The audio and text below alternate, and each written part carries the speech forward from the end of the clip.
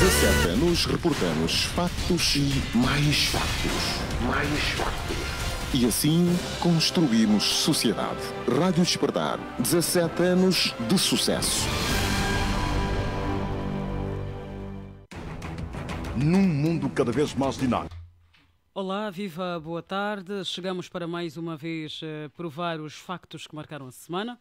Hoje são 4 de fevereiro de 2024, dia do início da luta armada e de libertação nacional. Esperamos que esteja bem de saúde e a refletir um pouco em torno desta efeméride que a nós muito diz respeito. Bem, para esta edição de hoje, em que trabalham Celestino Chivela na sonorização, Elias na técnica, coordenação geral de Horácio dos Reis e a apresentação de Claudimir da Costa, temos como temas os seguintes: MPLA e UNITA abrem ano político 2024, Angola melhora no ranking mundial sobre a corrupção, construção da nova sede do Ministério das Finanças engole dos cofres públicos 164 milhões de dólares, Angola cai nos quartos de final do CAN diante da Nigéria. Para a abordagem desses temas, contamos com a presença em estúdio dos politólogos Gilson Saluce, a quem saúdo e agradeço por ter aceitado uma vez mais o nosso convite. Bem-vindo à Rádio Despertar. Boa tarde, Claudimiro. Com certeza é sempre um prazer estar aqui diante desta rádio e, claro, com colegas com os quais tenho estado a refletir os factos que por si mesmo provam tudo quanto terá acontecido ao nível da semana portanto, estendo efetivamente uma saudação especial a todos os ouvintes desta rádio e sem que eu me esqueça, queria, claro, em meu nome pessoal e de todos quanto eu represento, estender a esta augusta rádio, a todo o coletivo de trabalhadores, os meus profundos sentimentos de pesar pelo passamento físico de um trabalhador desta rádio, com o qual tivemos a oportunidade de cruzar, embora de forma muito assim superficial, mas tivemos a oportunidade de cruzar e, portanto, sentimos muito por esta perda. Claro que deixa um vazio tremendo para o coletivo e amigos da Rádio Despertar, mas, portanto, do pó viemos e do pó voltaremos. Essa é a nossa esperança, é a certeza e profecia bíblica, portanto também temos crença nisso. Desejamos força a todos, claro, e aqueles ouvintes que com ele tiveram sempre a oportunidade de partilhar momentos, portanto que fica aqui o nosso sentimento de pesar. Muito bem. Connosco está também o Dr. Ndonda Zinga, pela FNLA. Doutor, bom dia, boa tarde, aliás, seja bem-vindo. Está ligeiramente atrasada. Verdade, acontece com quem não toma o pequeno almoço. Retribuo os votos de boa tarde e esses votos são extensivos, efetivamente, a todos os rádio ouvintes, não esquecendo a direção desta rádio maravilhosa e todo o pessoal que cá labuta. E da mesma forma, aliás, telepaticamente, vinha também com essa preocupação de aproveitar a oportunidade de apresentar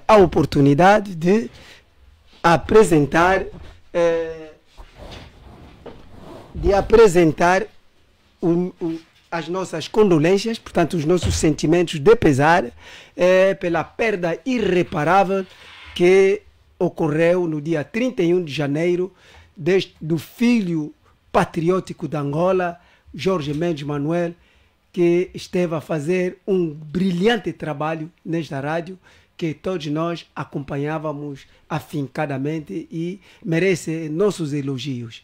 E aos meus colegas também de painel, apresento os meus cumprimentos. Muito bem, dirigiu ao Dr. Saluce, também aqui ao Dr. Domingos Palanga, que vem pela UNITA. Boa tarde, doutor, é a primeira vez que chega aqui aos nossos estúdios. Obrigado por ter aceitado o convite.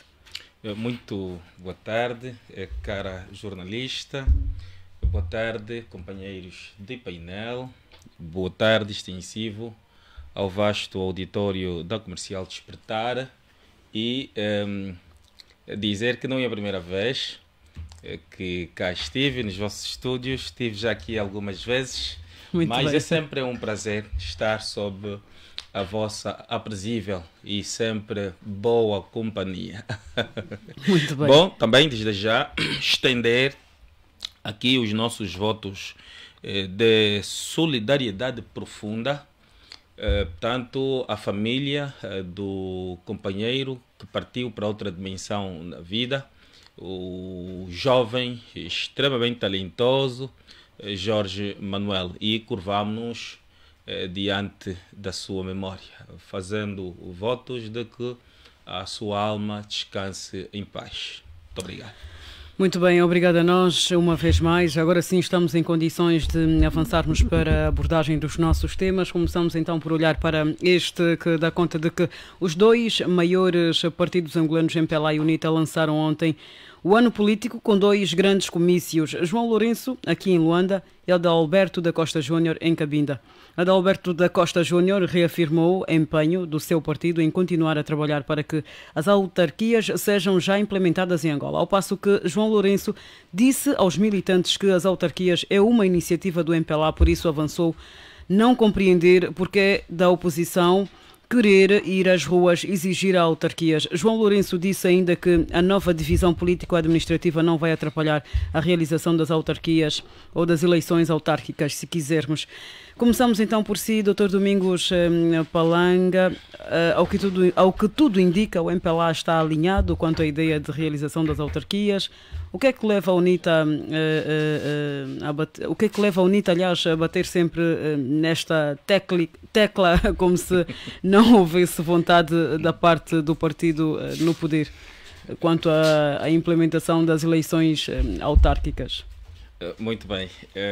Bom, primeiro dizer que as aberturas do ano político são atos normais dos partidos políticos no início de qualquer ano civil, e os partidos têm, nesta ocasião, a oportunidade de partilharem com os seus militantes, simpatizantes, amigos e a sociedade de um modo geral aquilo que é a agenda das organizações partidárias que dominarão, portanto, o ano político-civil. As duas forças políticas principais do nosso espectro político, nomeadamente a UNITA e o MPLA, fizeram coincidir as suas datas, e neste sábado o MPLA elegeu Luanda e a UNITA Cabinda para, portanto, fazerem o lançamento das suas agendas. Bom, razões na base da eleição por parte das duas grandes forças políticas, das circunscrições geográficas que escolheram. Na nossa forma de ver, em relação ao MPLA, nos parece que o MPLA faz o relançamento da sua ação político-partidária em Luanda com o fito de resgatar aquilo que durante algum tempo considerou ser seu bastião. Como devem saber, o MPLA perdeu estrondosamente no último pleito eleitoral o círculo eleitoral de Luanda, ou seja, o MPLA perdeu pela UNITA, portanto, as eleições em Luanda. Isto poderá estar na base desta necessidade de o MPLA potenciar as suas ações em Luanda. Em relação à UNITA, bom, a UNITA, pela primeira vez, teve em Cabinda resultados extraordinários. Nós mesmos que andamos à testa destas tarefas de mobilização geral dos angolanos para o voto massivo a favor da UNITA, surpreendemos-nos com, portanto, o incondicional apoio do povo de Cabinda, portanto, à UNITA. A UNITA teve 4 deputados contra 1 deputado do MPLA. É algo inédito na nossa história político-eleitoral. E me parece que a UNITA, através do seu presidente, engenheiro Adalberto Costa Júnior, partiu para a cabine e elegeu aquele círculo eleitoral não só para agradecer, portanto, aquele povo, mas também para consolidar politicamente aquela importante praça eleitoral. Vamos às tônicas. Em relação às tônicas, a tônica dominante dos dois grandes partidos convergiu, na medida em que as eleições autárquicas ou a problemática da institucionalização do poder local em Angola dominou parte significativa da comunicação política dos dois líderes. Em relação ao presidente do MPLA, a narrativa é a finta, passo o termo, de sempre, de que pretendem realizar as eleições autárquicas, não têm qualquer receio de as realizarem, mas continuam a levantar, portanto, justificativas completamente, portanto, inaceitáveis, Dr. Palanga, quais como são estas impasses para a não realização do pleito autárquico. Quais são estas como sabem, justificativas que o MPLA tem estado a apresentar? repare que o pacote legislativo autárquico está praticamente concluído, faltando apenas a aprovação de uma lei, salvo erro, Lei das Finanças Autárquicas.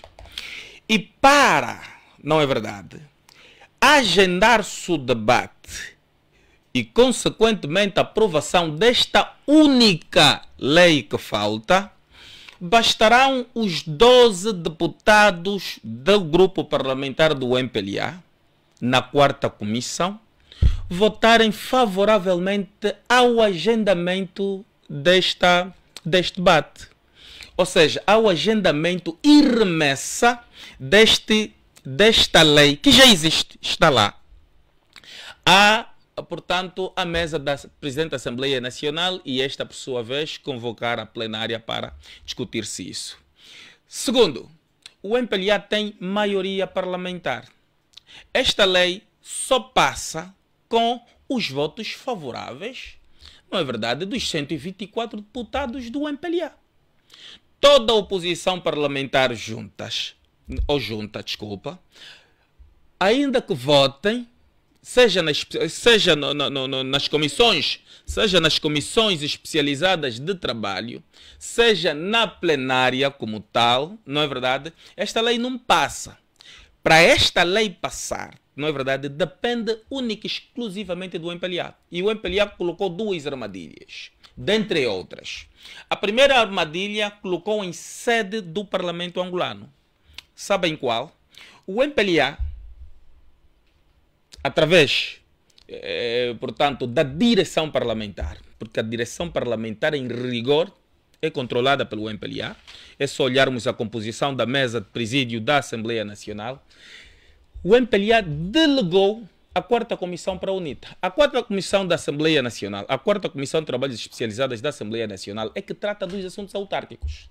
E o MPLA deixou para a presidência da 4ª Comissão um dirigente da UNITA, no quadro da distribuição, portanto, dos lugares para presidentes e vice-presidentes. Portanto, a UNITA preside cerca de 4 comissões e o MPLA preside 6, porque são os partidos políticos que têm força parlamentar para presidirem comissões. Exatamente. Portanto, o MPLA escolheu as suas 6 e delegou outras 4 para a UNITA, com esta 4ª comissão para ser dirigida pela UNITA. Para quê? Para sempre que fazerem cobranças ao MPLA, o MPLA dizer que não. Se o debate não se agenda, o presidente da 4ª Comissão, que é dirigente da UNITA, é que está a impedir. Quando, nesta comissão, tem apenas 7 membros da UNITA e 12 membros do MPLA. Como devem calcular, 7 votos não suplantam 12 votos. Ou seja, 9 membros da UNITA e 12 membros do MPLA.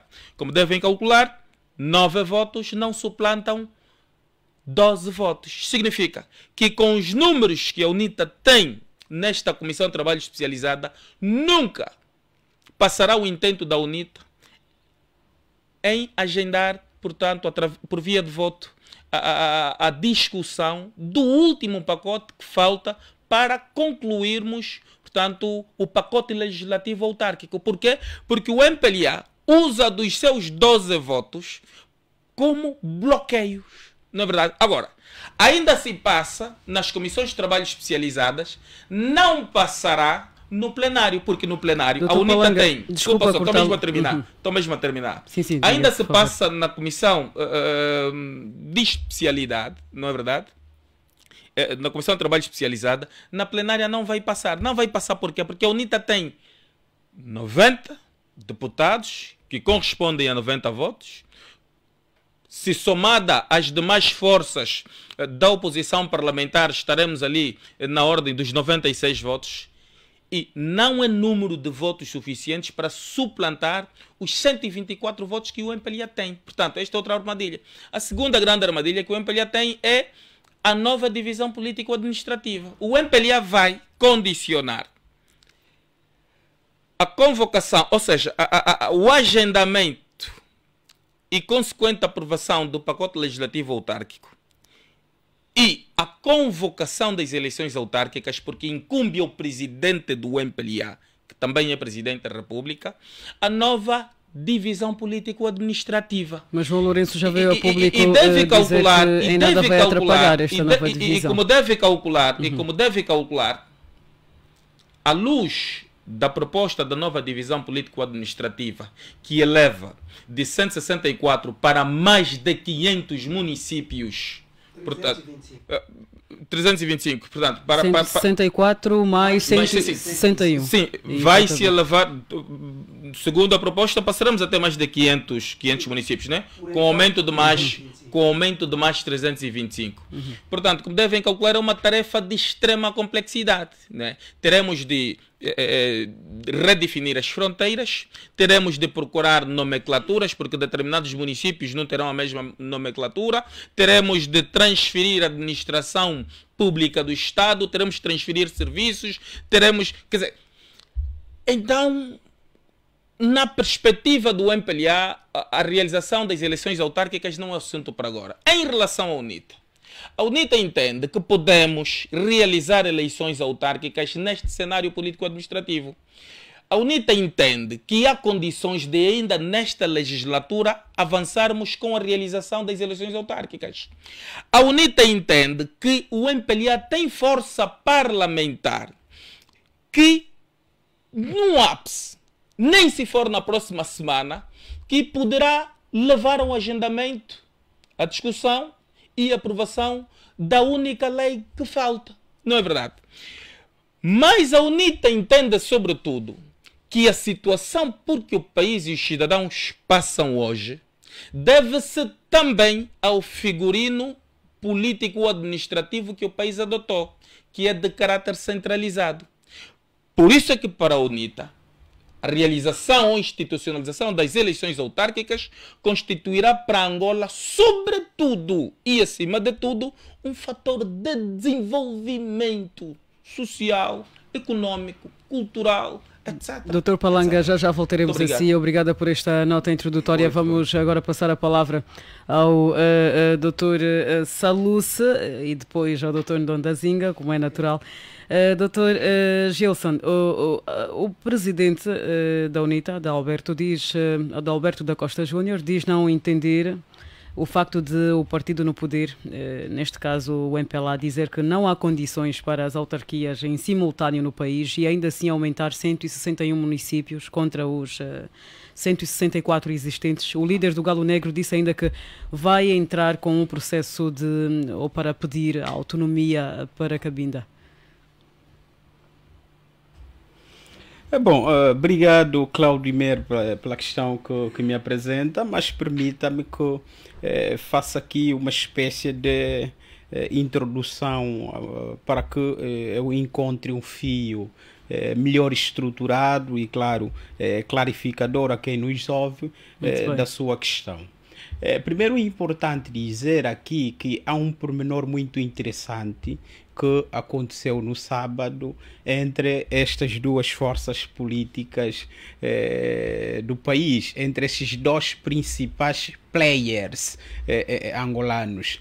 O primeiro tem que ver com o facto do MPLA que escolhe Luanda, já é habitué, mas porque entende que há necessidade de resgatar valores perdidos, tendo em conta que Luanda foi sempre, para todos os efeitos, até as eleições de 2022, o bastião do MPLA, ou seja, a praça política na qual sempre foi vitoriosa. E, por outro lado, temos a UNITA, a principal força política na oposição, que escolhe uma província na qual pela primeira vez consegue, claro, vencer do seu adversário com valores bastante significativos. Refiro-me a 4 deputados relativamente aos seus adversários. Estamos a nos referir a Cabinda. Portanto, um vai a Luanda para exigir, apelar dos seus militantes e não só, a necessidade de redobrar esforços para recuperar a vantagem perdida, enquanto que o outro vai a Cabinda no sentido de agradecer pelo facto de que conseguiram dar esta confiança à UNITA, claro, nos termos que o presidente engenheiro Adalberto Costa Júnior proferiu. Portanto, em política se costuma dizer que a compreensão da política moderna ou dierna, ela não é possível sem a compreensão da democracia. E pensar em democracia não é possível sem ter em conta os partidos políticos. E não é possível pensar em partidos políticos enquanto atores principais do jogo político sem falar-se de comunicação política. E a comunicação política dos atores políticos, ela é efetivamente possível por via do discurso político.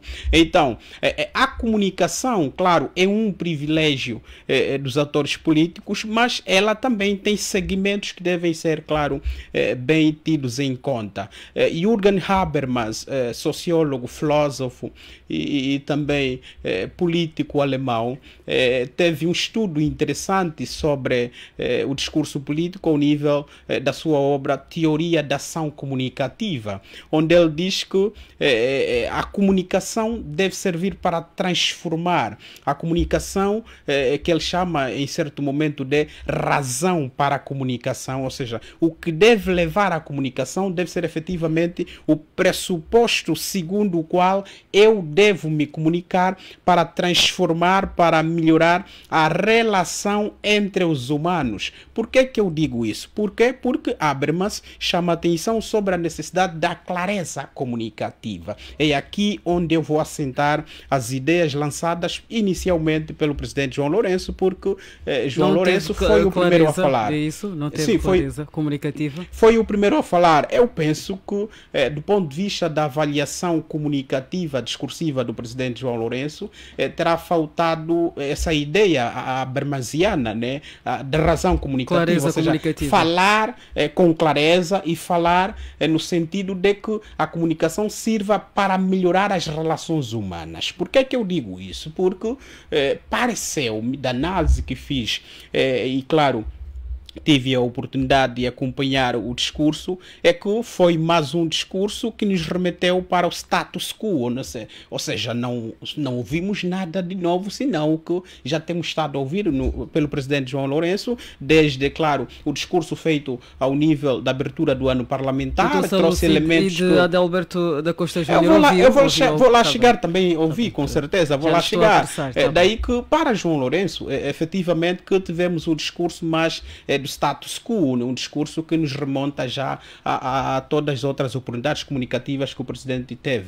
E pareceu-nos ser, claro, um discurso falacioso, pareceu-nos ser um discurso irrealista e, mais do que isso, um discurso populista. O pior na exposição do presidente João Lourenço tem que ver com o facto de o presidente João Lourenço ter se comunicado sem especificar a sua condição naquele momento. Se estava a falar em nome da República de Angola enquanto presidente de Angola, titular do Poder Executivo, chefe do Estado e mais alguma coisa, é tudo e mais alguma coisa, ou se estava a falar na condição de presidente do MPLA. O que nós não conseguimos fazer, não conseguimos fazer essa distinção. Durante a publicidade do comício, claro, ficou claro que seria o partido MPLA. Não percebi. Mas durante todos que lá estiveram sabiam que estavam diante do presidente do partido MPLA, pelo menos. Claro, e isso também teria de ser muito bem espelhado ao nível do discurso do presidente, do MPLA. Houve não uma do discurso, certa incongruência. Claro, houve ambiguidade na medida em que em determinado momento falava a pessoa do presidente da República e noutro falava a pessoa do presidente do MPLA. Quero apontar um destes momentos. Eu vou lá chegar.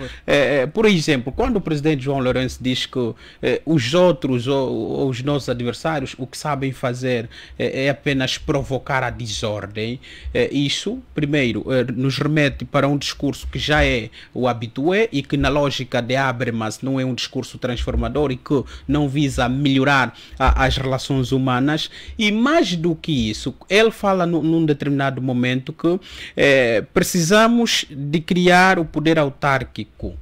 Claro, precisamos de criar. Quem deve criar? É claro que é o Estado angolano.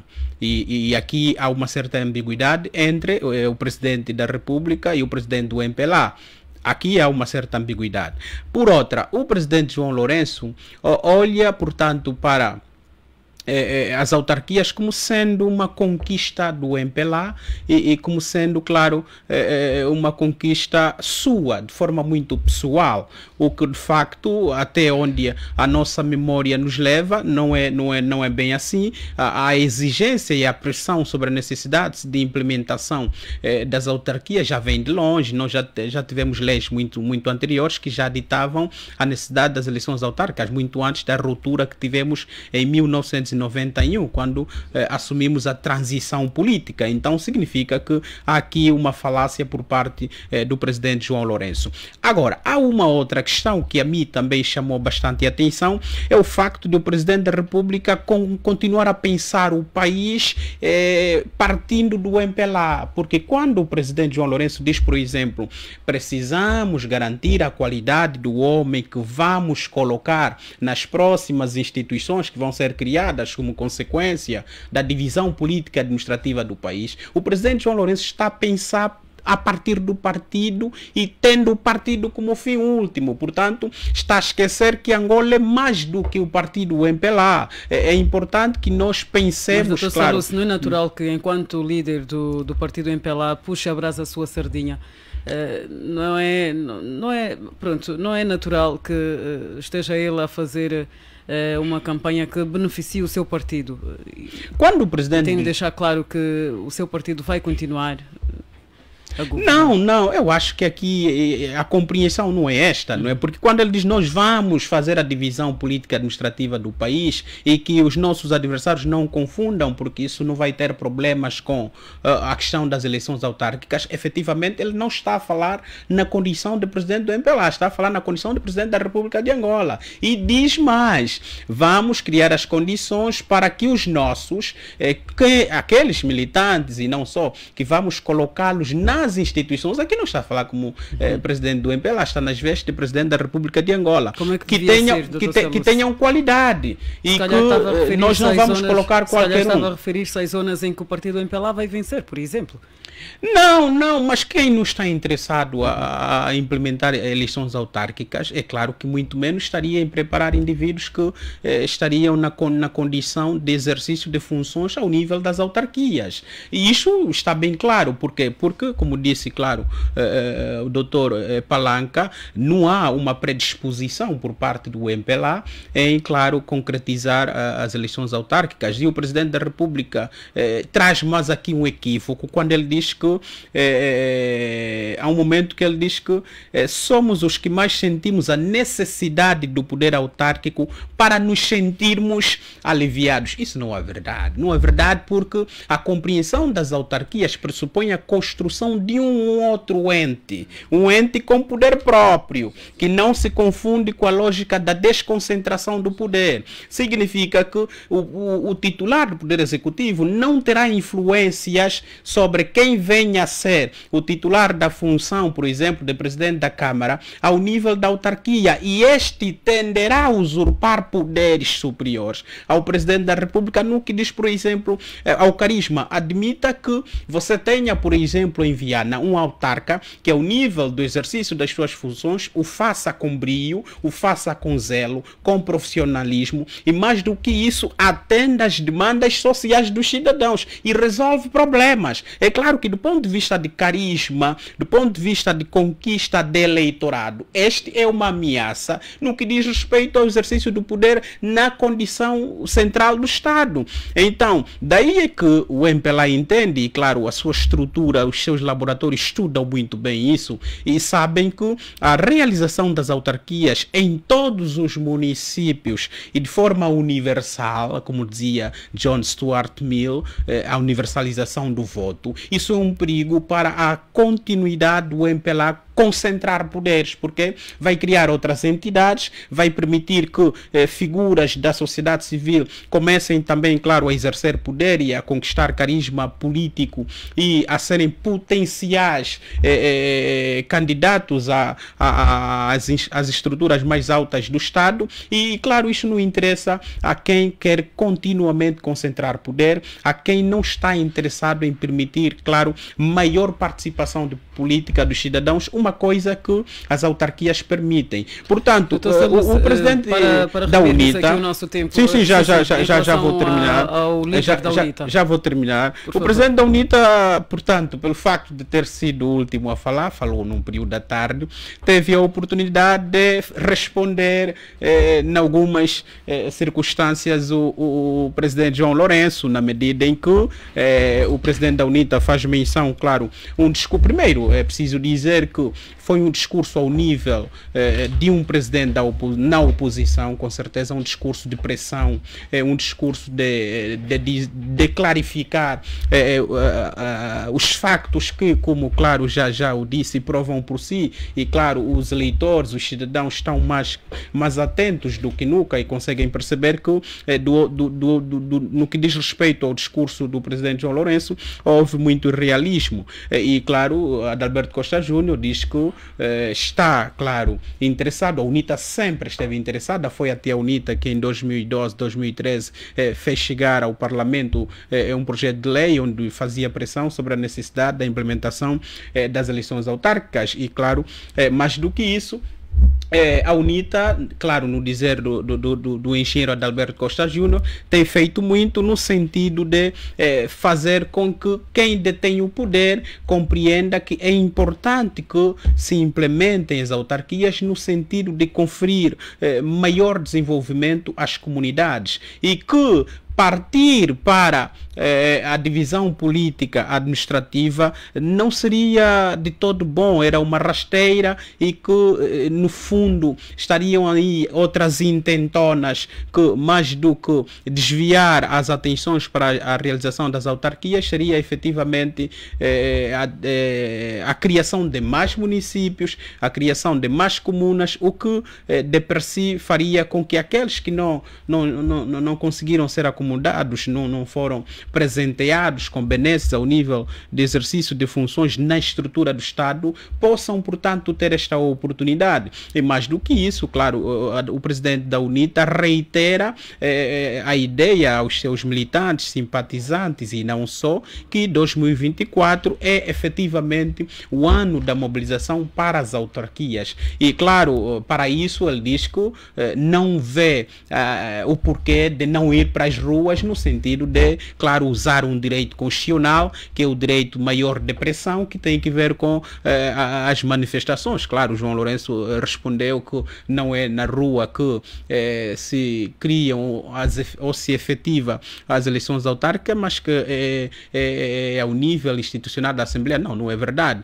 Que se porventura há um titular de um poder soberano que cria bloqueios para a concretização e efetivação das eleições autárquicas, claro que quem entende que precisa fazer com que isso seja execuível deve usar todos os meios, recursos possíveis. E, claro, mobilizar também significa ir para a rua, mobilizar significa apelar ao bom senso dos cidadãos no sentido de pressionar, claro, o MPLA, pressionar o executivo angolano para que, com certeza, as eleições sejam uma realidade e que o poder comece a ser, claro, desconstruído, desconcentrados para a criação da descentralização. Isso permitirá maior participação política, isso permitirá maior desenvolvimento das comunidades. Por quê? Porque os titulares dos poderes ao nível da comunidade serão aqueles que conhecem a realidade das comunidades, estão nas comunidades, e você, enquanto cidadão da comunidade, não precisará de apanhar táxi ou pegar no seu carro para ir até a Assembleia Nacional ou ao Palácio para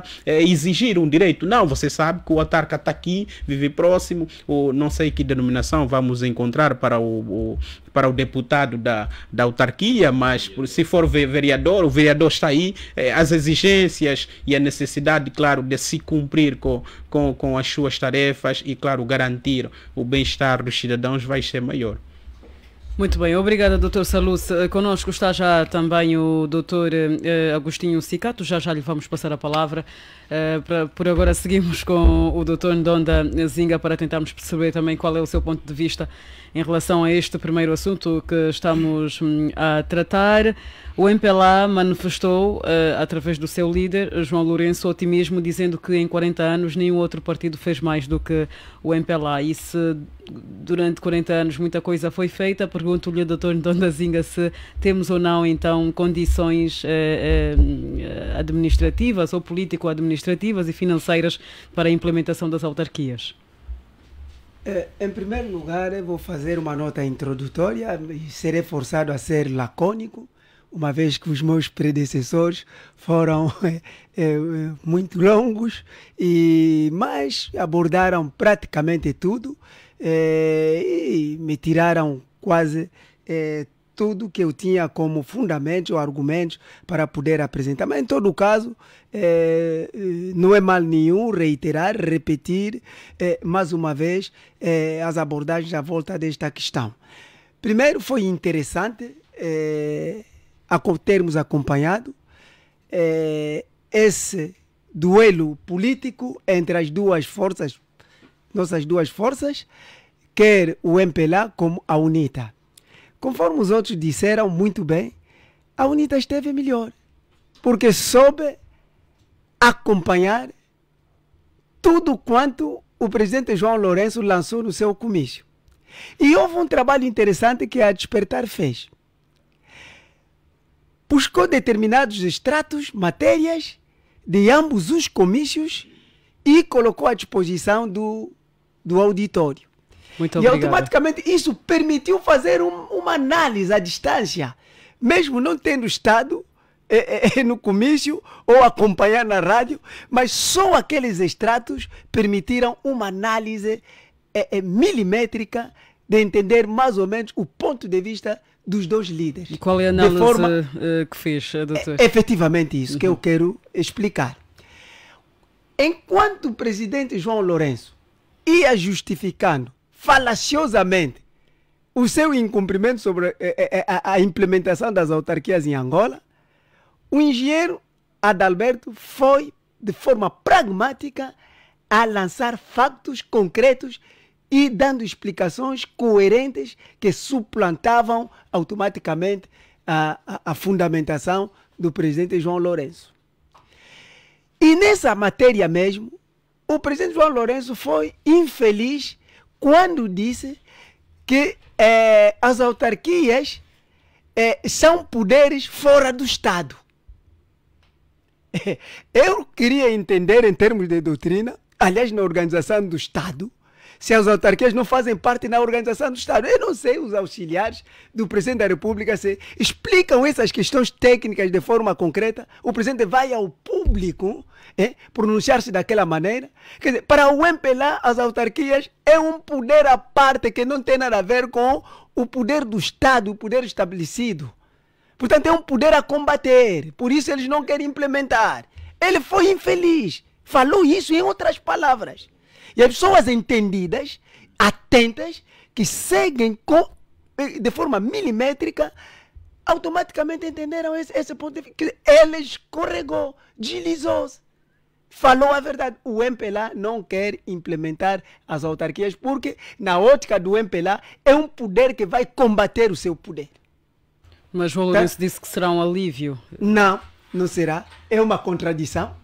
É uma contradição, é um paradoxo, minha filha Claudimir. É um autêntico paradoxo, porque ele próprio que disse, esclareceu, que é um poder que eles acham que está fora do alcance do Estado.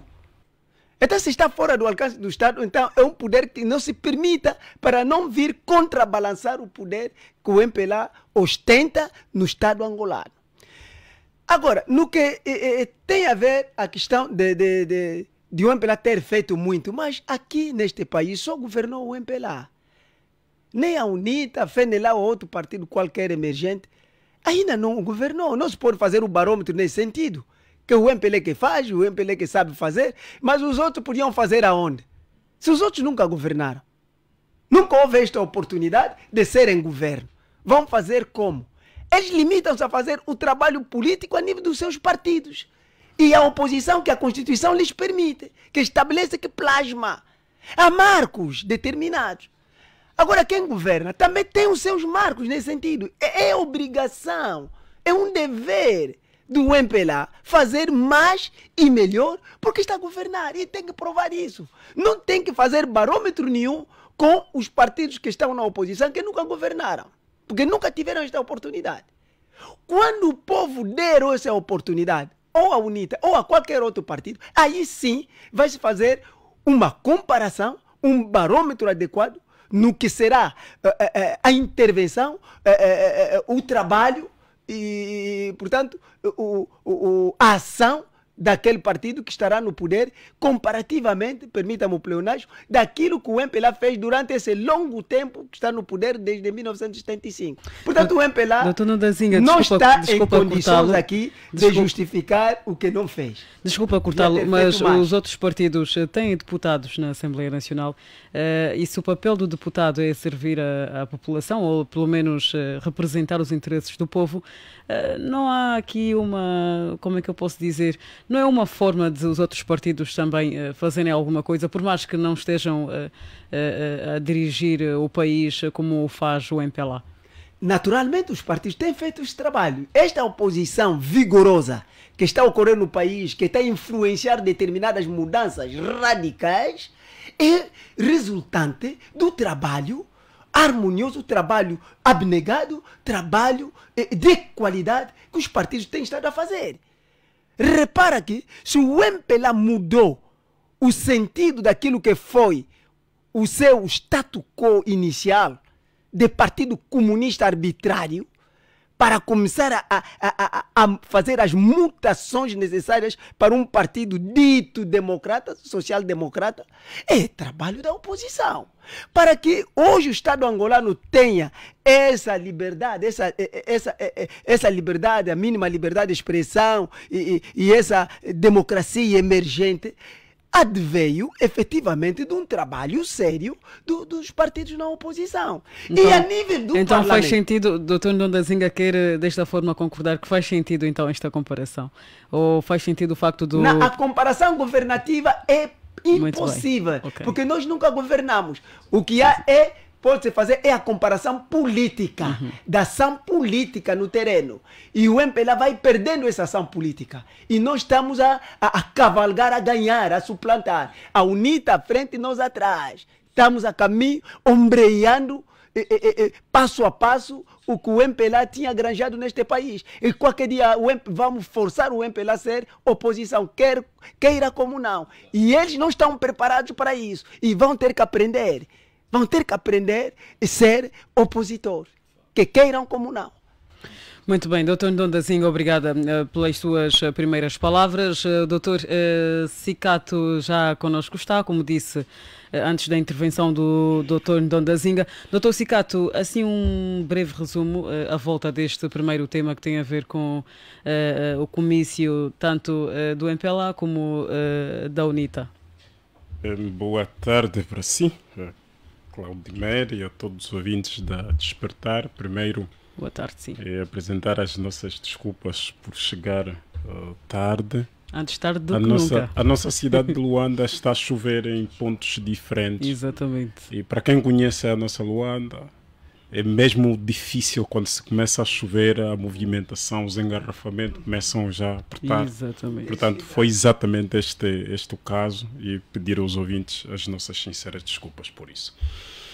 Em relação ao tema, eu dividi isto, na verdade, em duas partes apenas. Primeiro foi um ato positivo dos partidos políticos, portanto, os partidos políticos, no caso os principais, maiores partidos políticos, deram provas de vida em 2024. Portanto, mostraram ao seu eleitorado, aos seus simpatizantes, aos angolanos, que estão presentes no espectro político angolano. Portanto, estão vivos, passaram de um ano para o outro, portanto, não há dor de cabeça, está tudo bem. Mostraram pelo menos isso. Tanto é que mostraram que são as lideranças que estiveram nestes atos. Portanto, estivemos em Cabinda, o líder da UNITA, e na Camama ou no Camama, não sei como é que se pronuncia bem isto. Há quem diga na Camama. Então, Dr. Ndondazinga diz que no Camama. É no Camama, não é? Pronto, vamos ter de abrir outro painel para chegar e no Camama, aqui usando já a frase do Dr. Ndondazinga, tivemos o líder do MPLA. E aqui é importante, ambos, portanto, falaram exatamente nas vestes de líderes de seus partidos.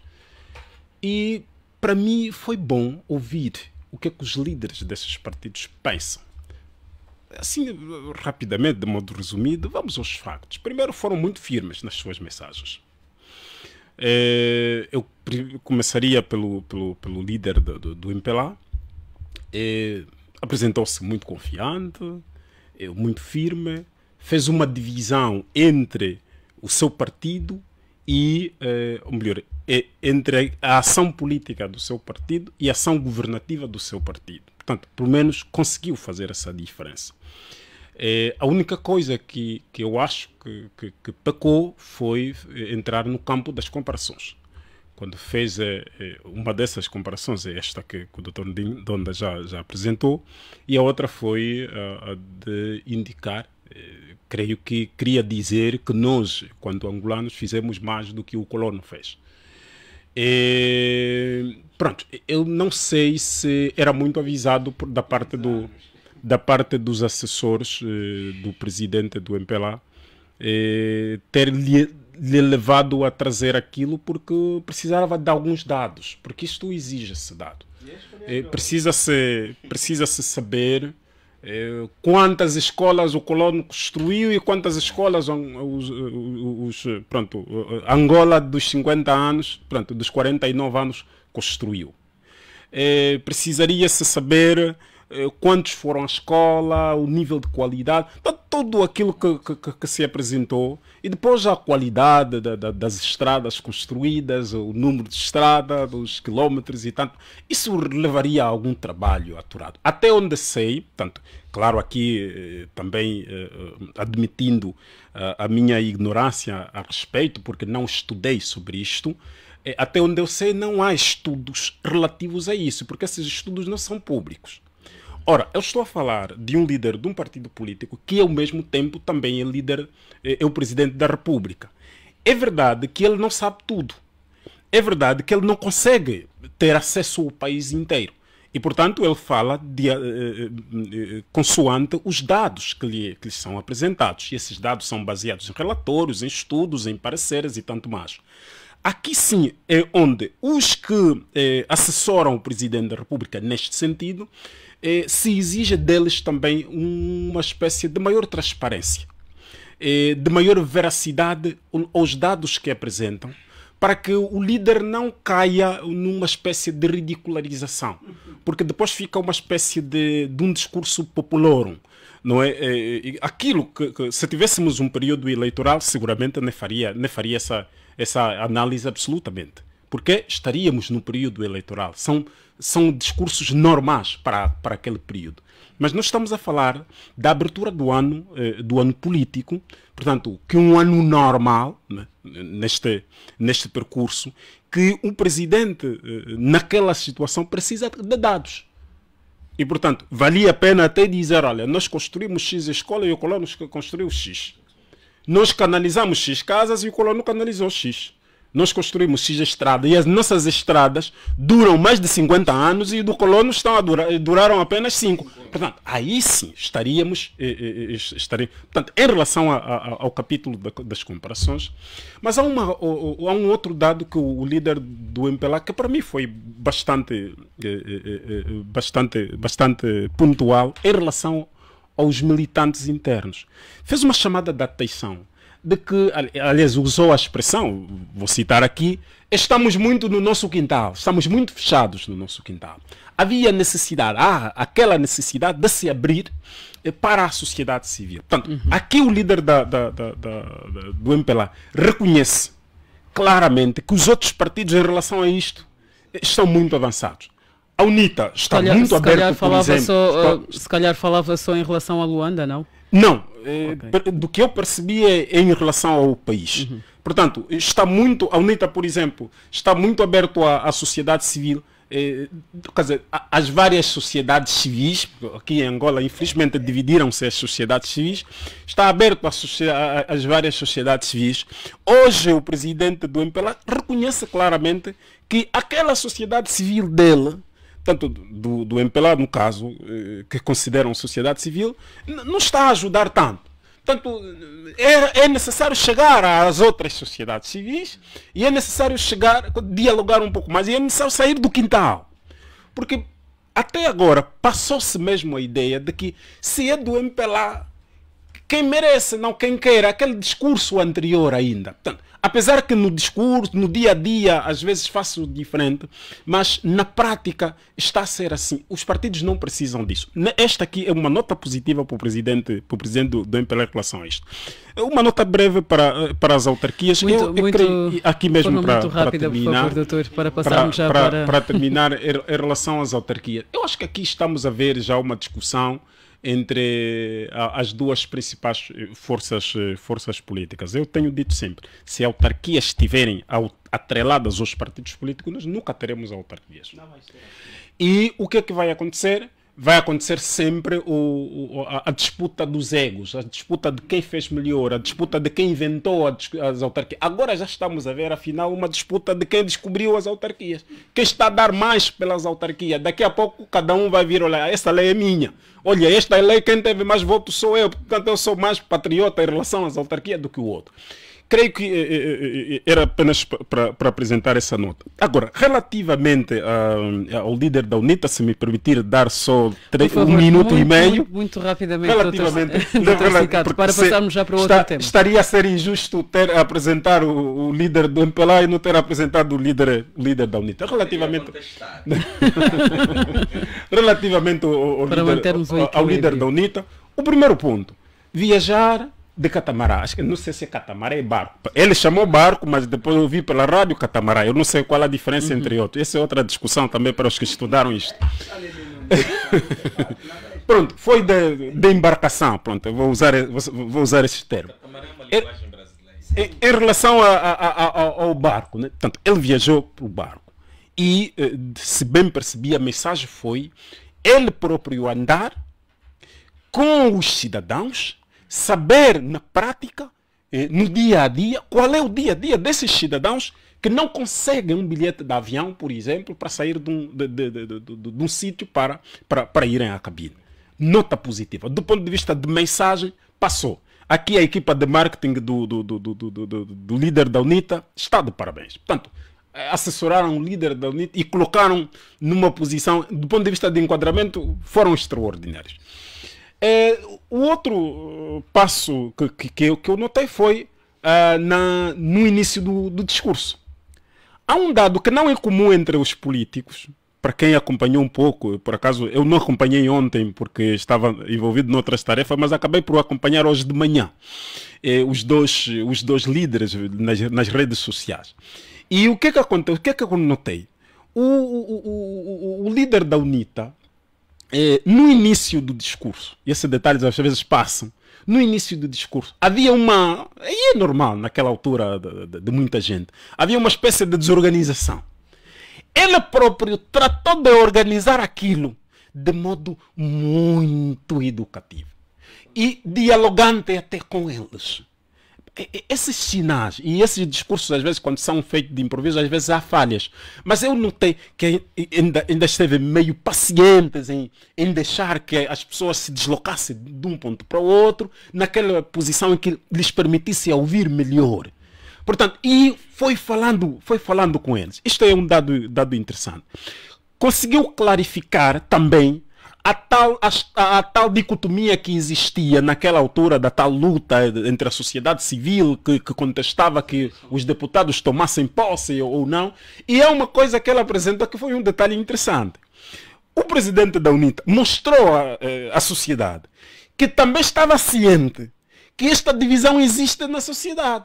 Tanto é que admitiu que havia exatamente aqueles que pensavam nisto e era necessário respeitar esta opinião, mas também havia uma opinião que era da maioria que entendiam que os deputados se mantivessem. Portanto, em relação agora, quanto ao resto, aproveitou a explicar também sobre a distribuição do presidente da República e um pouco sobre a Lei de Segurança Nacional, que esperava que talvez tivesse agendado, talvez já agendaram a semana passada, mas de qualquer modo, em resumo, eu quero dizer que, na verdade, o que os líderes dos partidos políticos fizeram foi exatamente dar o chamado ponto de partida, tanto o tiro de largada para um exercício que acredito ser muito difícil para a política angolana por causa dos dois temas elementares, a divisão político-administrativa e a discussão sobre as autarquias. As autarquias, muito bem. Doutor Sanusi, infelizmente, senão não vamos ter tempo para abordar. Nem chego a fazer um minuto. É mesmo pontual. Rapidinho. Que eu acho que é preciso realçar e enaltecer. De um lado, claro, o presidente da UNITA, engenheiro Adalberto da Costa Júnior, em que mais uma vez demonstrou, claro, que está aberto para um diálogo franco, aberto e verdadeiro com o seu principal adversário. E é claro que hoje não é possível fazer política com dois principais atores sem que haja discussão sobre os grandes problemas do país. Aqui deve haver mesmo discussão. Por exemplo, estamos a falar da Lei de Segurança Nacional. Era necessário que o MPLA convidasse a UNITA para dialogar antes de propor isso. Era importante que o presidente da República fizesse isso.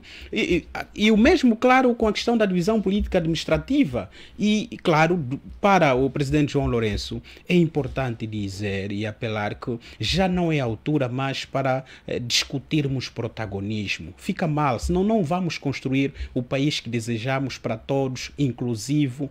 E por quê? Porque o presidente da República diz o seguinte: a independência nacional, a reconciliação nacional e o perdão são conquistas nossas que nós oferecemos ao povo angolano. Isso fica mal para o líder do maior partido e que suporta o governo, que dirige esse país. É um discurso que alimenta, claro, intolerância política, que alimenta a ideia do protagonismo, que fez com que saíssemos de 1975 até hoje. A independência ainda é um problema por conta desse protagonismo. A reconciliação nacional ainda é uma miragem por conta desse protagonismo. E o perdão que, portanto, o presidente João Lourenço diz ter concedido aos angolanos, portanto, também ainda é uma ilusão. Portanto, eu acho que o presidente João Lourenço deve compreender que é preciso pensar o país. E pensar o país é preciso fazer com que em tudo que diga respeito ao país não haja o ponto de partida que alimente o protagonismo, que seja o consenso, o diálogo verdadeiro e, claro, assim conseguimos construir o país. Muito bem, muito bem. Agora 14h13, é a prova dos factos. Aqui na Rádio Desportar avançamos para o segundo tema. Angola melhora no ranking mundial sobre a corrupção. A República de Angola melhorou 25 lugares no índice da Transparência Internacional e ocupa assim a 142ª posição da tabela geral divulgada na quinta-feira por uma organização não governamental sediada em Berlim, Alemanha. De acordo com a tabela da ONG Transparência Internacional, na qual se avalia a percepção da corrupção no setor público de 180 países numa pontuação de 0, considerando como corrupto, a 100, encarado como transparente, Angola faz parte de alguns países lusófonos e da África subsaariana que melhorou o seu desempenho. Angola melhora assim pelo terceiro ano consecutivo a sua avaliação em matéria de percepção da corrupção, depois de, em 2018, ter subido 2 lugares, passando do 167º para o 164º, com uma pontuação de 19 em 2019. No ranking de 2020, 5 países lusófonos melhoraram a sua qualificação, ou seja, classificação, designadamente Angola, Brasil, Timor-Leste, Guiné-Bissau, São Tomé e Príncipe e Cabo Verde, enquanto Portugal, Moçambique e Guiné Equatorial são os 3 países lusófonos piores na lista. A nível global, continuam na dianteira desta classificação a Dinamarca, Nova Zelândia, Finlândia, Singapura, Suécia e Suíça. Já entre os últimos lugares estão identificados países como a Síria, a Somália e o Sudão do Sul, entre outros. Dr. Gilson Saluce já disse... Começo por si, já disse noutros espaços desta rádio que, independentemente deste relatório, Angola tem ainda muita estrada no capítulo da corrupção e que isso é resultado de estes dados, neste caso, é resultado de uma imagem que tem sido branqueada lá fora, contrariando assim ao que realmente está a acontecer cá no nosso país. Ainda mantém esta posição, ainda defende esta ideia?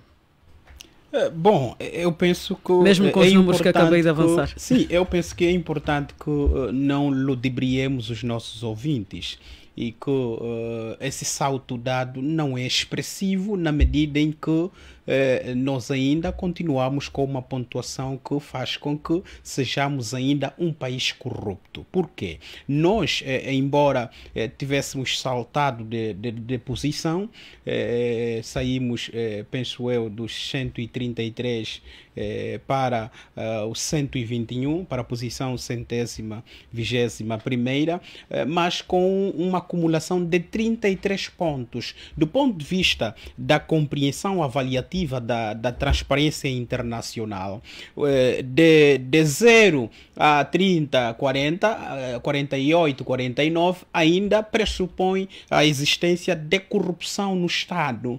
Agora, é claro que o avanço a que a Amnistia, a Transparência Internacional faz menção é o facto de que, desde 2019 até mais ou menos 2023, ter havido, claro, ao nível dos dados oficiais, a adoção de medidas de combate à corrupção, uma coisa que, claro, antes de 2019 nunca o tivemos de facto. E mais do que isso, claro, a recuperação de ativos por via do Fundo Soberano de Angola, que, claro, advêm, claro, dos atos de corrupção. Tendo em conta isso, a Transparência Internacional entendeu que terá havido um certo salto dado por Angola. Mas isso, claro, a olharmos para a realidade da transparência e claro, do respeito e da força das instituições a que o relatório faz menção, ainda estamos muito distantes. Por quê? Porque, claro, ficaríamos felizes se é que tivéssemos tivéssemos 50 pontos, 52, 55, que é de facto um salto dado. Nós estamos com 33 pontos, o que significa que nós ainda somos um país corrupto. E claro que a própria Transparência Internacional faz um destaque ao enfraquecimento das instituições como fundamento que visam a manutenção da própria corrupção e, mais do que isso, a inexistência de impunidades. Claro, nós hoje discutimos corrupção, nós hoje temos leis que visam o combate à corrupção, mas nós não temos, de facto, um combate à corrupção. A Transparência Internacional faz o seu relatório com base a dados oficiais que o Estado lhe fornece. Há vários processos abertos pela PGR contra altas figuras. Isso não demonstra que, de facto... É mesmo pelo facto de existirem processos que a Amnistia Internacional entende ter havido um salto significativo. Mas ter processos não significa combater a corrupção. O que é que significa combater a corrupção? Que há aqui uma imagem que se quer transparecer na comunidade internacional de uma vontade expressa de se combater a corrupção, sem que o fim seja efetivamente combater a corrupção. Porque é só olharmos para os processos que existem e os processos que já foram finalizados, aqueles que já foram levados a julgados e que efetivamente as pessoas estão a ser responsabilizadas pelo facto de terem lesado o Estado, e nós conseguimos compreender que está muito longe de serem reais e, claro, concretizáveis do ponto de vista da lógica do combate à corrupção. Por isso é que eu Doutor disse... Salus, o que é que significa combater a corrupção, ou como é que devia ser para que realmente estivéssemos alinhados quanto à ideia de luta à corrupção no nosso país? Primeiro, eu acho que era importante que houvesse uma lei, um documento que fosse resultante do consenso, que, claro, os angolanos sentassem, claro, por via dos seus representantes, e que definissem efetivamente qual seria, do ponto de vista do consenso, a melhor forma de combatermos a corrupção. E o que é que, como estratégia, teríamos definido para efetivamente que os valores que terão sido assambarcados, que terão sido usurpados do Estado, fossem efetivamente repostos. O que é que aconteceu foi diferente. O MPLA, o presidente João Lourenço, tomou isso como iniciativa sua e entendeu que devia ser, claro, o mentor do combate à corrupção. Volta e meia, o que é que nós temos? Não temos efetivamente um combate efetivo, real, concreto à corrupção. Temos, claro, é o combate de uns que, no entender de João Lourenço e o MPLA, são corruptos, e, claro, o alívio de outros ou o atrasar do combate à corrupção a outros, porque estes parece que ainda é preciso que lhes demos uma oportunidade, porque talvez não terão lesado efetivamente o Estado. Portanto, significa que nós falhamos nessa perspectiva, daí é que o combate à corrupção ainda para nós está muito longe de ser concretizável, está muito longe de ser uma realidade, embora, claro, a Transparência Internacional traz aqui um certo salto do Estado angolano, mas que não faz com que Angola deixe, claro, ou deixou de ser um país corrupto. Ainda somos um país corrupto. Não somos como Cabo Verde, por exemplo, que está com 64 pontos. Significa que é um país transparente, é um país em que não há um enfraquecer das instituições, particularmente judiciais, quanto Angola. Daí que é o segundo país africano melhor posicionado, claro, só perdendo para as Ilhas Seychelles. Exatamente. Do ponto de vista da lusofonia, muito obrigada. Vamos agora ter de fazer uma gestão muito apertada do nosso tempo, porque estamos agora com 14 e 21 minutos, senão não vamos conseguir abordar os demais assuntos delineados para esta edição do nosso espaço Prova dos Factos. Assim sendo, em 2 minutos, Dr. Palanga, pergunto-lhe o seguinte: como é que estamos então em termos de corrupção, ou seja, pequena, média e grande corrupção? Bom, a nossa corrupção, ela é caracterizada e mais notável como a corrupção institucionalizada, ok? No nosso país, a prática corrupta odierna, ela operacionaliza-se dentro dos grandes centros de decisão do poder político e econômico do país. Ou seja, a corrupção em Angola está fundamentalmente nos órgãos de soberania. quantos são os atos de corrupção, não é verdade? E de processo despoletado no seio, por exemplo, do Poder Executivo. Temos, inclusive, um ex-ministro preso, portanto, refiro-me ao senhor Augusto Tomás. Quantos são os casos de corrupção que se desenrolaram, indícios e processos e destituições e perda de mandatos e renúncia de mandatos e etc., portanto, ocorreram nos últimos 3 anos, 4, portanto, no Poder Judicial, né, envolvendo altas figuras, portanto, deste órgão. Não vou falar da Assembleia Nacional, não está tão apodrecida em termos de corrupção como o Poder Legislativo, ou seja, como o Poder Executivo e o Poder Judicial, mas, portanto, estamos muito mal. E a nossa posição, apesar de algum acréscimo neste ranking da Transparência Internacional, espelha mesmo isto. Espelha isso também porquê? E porquê que notou-se alguma pontuação? Esta pontuação decorre fundamentalmente das manifestações de intenções do Estado angolano. Como sabemos que em matéria de legislação para o combate à corrupção, nós avançamos um bocadinho. Produzimos leis que balizarão o combate tanto à corrupção. Do ponto de vista da narrativa, apesar de que trata-se de uma narrativa alheia, porque a narrativa do combate à corrupção não é típica do MPLA. O MPLA é a organização política do país que menos falou de combate à corrupção desde a sua, portanto, a sua ascensão ao poder político do Estado em 1975. O presidente João Lourenço sequestrou uma narrativa política de combate à corrupção que os partidos políticos na oposição e a sociedade civil angolana andaram a pregoar durante muito tempo. Isso custou vida dos melhores quadros deste país. Palanga, então, vimos a morte de Ricardo de Melo, de Mfulumpinga Lando Vitor, do Dr. Jonas Malheiro Savimbi, Dr. Palanga concorda então que desde que João Lourenço, etc. Dr. Palanga concorda que desde que João Lourenço tomou o poder, alguma coisa se fez no capítulo da corrupção? Bom, por mais que tenha usurpado, alguma coisa se fez? Não, o MPLA foi impelido pelo contexto político atual, portanto, seja interno, seja conjuntura internacional, a abraçar uma luta que não é parte da sua gênese. A luta contra a corrupção não é parte da gênese do MPLA. No dia que operacionalizarmos com verdade, com rigor, o combate à corrupção, o MPLA terá menos de 24 horas no poder. Nem haverá necessidade de avançarmos para a realização de eleições. Muito bem. Ok? Portanto, Dr. Palanga, sim. Obrigada. Vou ter de cortá-lo, Muito porque bem. senão não vamos mesmo honrar com o compromisso de... Não vamos conseguir analisar todos os assuntos, não vamos chegar ou alcançar o nosso objetivo. Dr. Ndondazinga, muito rapidamente, como é que olha para estes números? Estamos ou não a dar um salto em relação à luta à corrupção? Os vários processos, repito, abertos pela PGR contra altas figuras demonstram um cenário de luta à corrupção?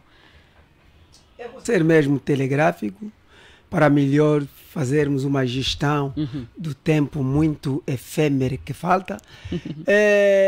Em princípio, devo dizer que aquela organização não governamental lançou os dados com base ao discurso político, ao discurso oficial. E também baseou-se nessa propalada recuperação de ativos e pronto. É com base nisso que foram buscando dados de melhoria, naturalmente, dos lugares, conforme o Dr. Salucha acabou de explicar de forma detalhada e acertada. O que se deve dizer aqui, a luta, o combate à corrupção é aquilo que o Dr. Palanca disse. É apenas um show-off da parte do MPLA, porque não é a vontade do MPLA combater-se o combate à corrupção é combater o próprio MPLA. É fazer um combate interno, endógeno, que acaba com o MPLA. Na seriedade é isso. Porque se fizer um combate à corrupção séria, aturada, irrealista, o MPLA não será mais poder. Esta é a verdade. Agora, no que tange os processos que estão a acontecer neste país, são seletivos. Nós já temos dito aqui várias vezes e em várias ocasiões que o combate à corrupção em Angola é meramente seletivo. É seletivo se tivermos em conta uma série de personalidades que foram citadas, que hoje em dia nada avança.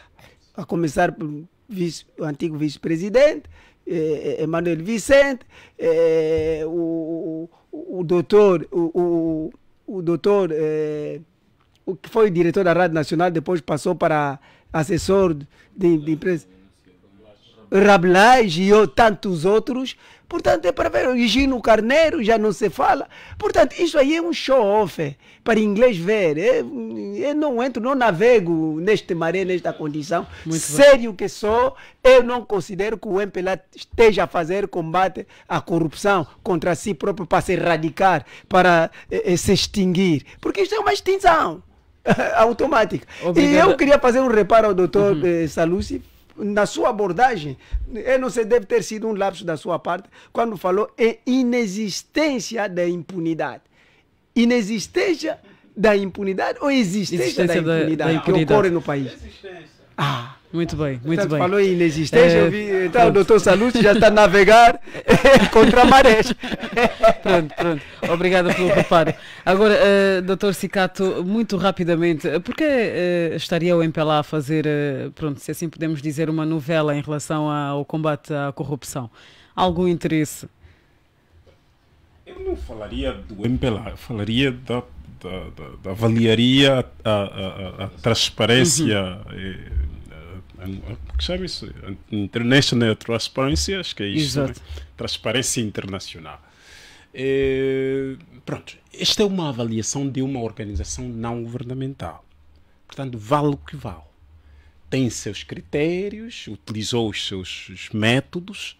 Poderíamos estar aqui a avaliar, por exemplo, um relatório apresentado por uma universidade angolana. Também poderíamos avaliar um estudo apresentado por um especialista angolano ou de estrangeiro. Portanto, o que temos que perceber é exatamente isso. As instituições definem os seus critérios, essas organizações definem os seus critérios e fazem a avaliação.